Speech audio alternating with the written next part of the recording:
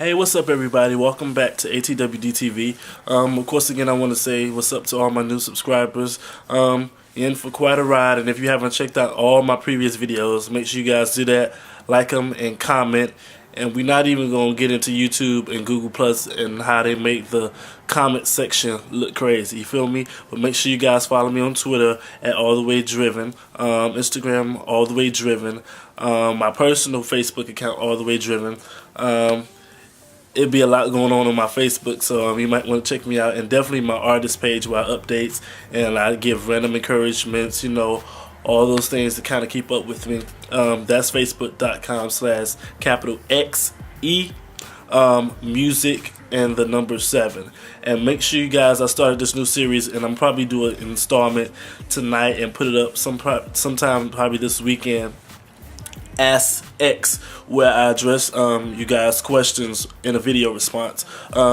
If you have any personal questions about me, issues in the church, any random thing, just make sure you put hashtag Ask X on Twitter or Facebook, inbox me. Just make sure you reach out to me and I'll get back to you as soon as I can. Alright, let's get into Preachers of LA episode 6.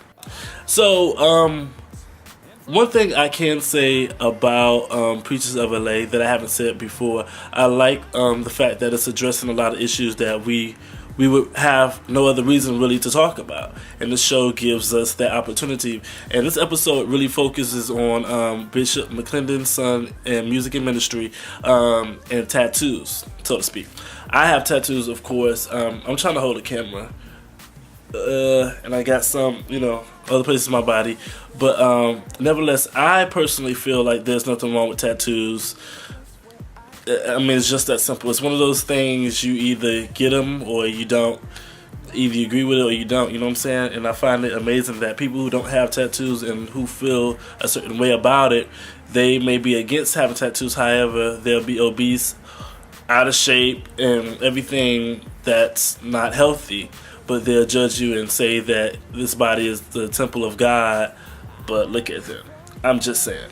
So one thing I've learned, and I try to keep a pretty simple life, is I don't argue going back and forth with people. If you're a Muslim and that's what you believe, I state how I believe, I say how I feel, and I can only talk from my experience. I never try to talk from somebody else's point of view. You know what I'm saying? I try to put myself in those pairs of shoes, but everybody's just gonna see everything different at the end of the day. You know what I'm saying? And I really didn't like the fact that Wayne Chaney's wife was saying no, he can and he won't get it. I hate when women or anybody does that. Like, you can't, I mean, I know he's your husband, so she might, obviously she felt strong about it, but I don't think that's something you really want to tell a man no he can't, because he'll do it just to show you that he can't do it, and he's gonna do it. You feel what I'm saying? So that episode ended kind of like, apparently he did get the tattoo.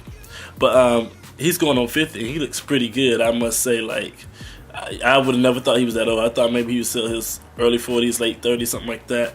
And I think she kind of brainwashed. Sometimes people have this religious mindset and they're not really sure how they feel, because she never actually got to the reason why, and she started quoting scriptures and this and that. But like Pastor Jay's wife said, in Leviticus, it was like a ritual and the markings were completely different. They were like tattoos, like, it was like a cult almost type thing. But I don't want to get too deep in that. But I'm coming to the point where I'm starting to respect Pastor Jay ministry much, much more. And I think the dude from Korn, after he said what he said and I saw the interaction, I really see that the ministry is genuine, and he's a really cool pastor. Him and his wife are really cool people. I wouldn't mind finding the church and visiting them one Sunday or whatever. And the dude basically from Korn said, I'm reading off my phone, he spoke nothing but the truth. He was like, I think the people in church need Jesus more than the drug addicts, you know what I'm saying? Because they got the truth, but they're lost. Wasn't that deep? And I even seen Kiara Shield on her Instagram, kind of favored that moment on her Instagram. I'm like, that's crazy. And like I said, do y'all realize that Brian Courtney Wilson and Pastor Wayne Chaney looks just alike? Like, they got a big nose. They must like be brothers or something. Alright, let's see what else we got to get to. Pastor McClendon, ministry and music. Tell me what you guys think. Like Kirk Franklin, Mary Mary, They're like more so for the younger people. Like, who is Pastor McClendon's audience? Like, when I think of his ministry, I think of older people, even people that may be older than him. You know what I'm saying? Like, I can't really relate to his ministry, so I don't really think that he's for young people.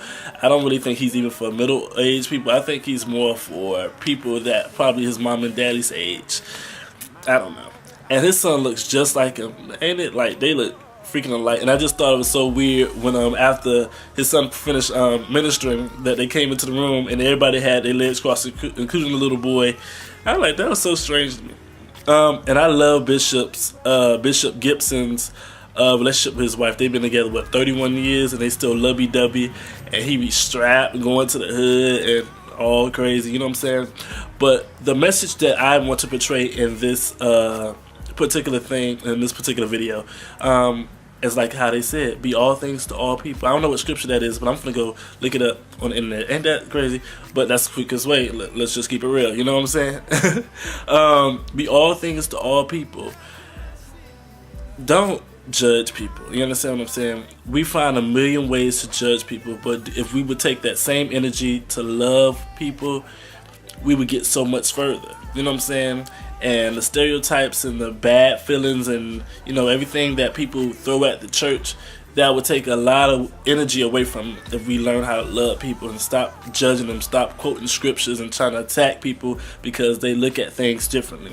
That's just like from the beginning of time, people have always felt different. You know what I'm saying? Since the Tower of Babel, since there were different languages, different cultures, people moved all across the world, things change, things evolve, but at the end of the day, long as God is getting the glory, that's the only thing that matters. Let me make sure I address all the issues. Yeah, so it was a pretty decent episode. Diedrich wasn't in this episode. It wasn't nothing too crazy, but I just want to share that with you guys. Make sure you subscribe. I'm so hungry. I got a lot of things going in my mind, and I'm gonna tell you I move. That's another video. I got a few videos in mind that I want to do, so my mind is just kind of going. But thank you guys for being on this journey with me thus far. I love you, and keep me entertained. I will keep you guys entertained, and make sure you guys do the Ask X, because I really want to do the video responses. Like, I'm so amped to do that, and I don't even know why. All right, be blessed. All the way driven.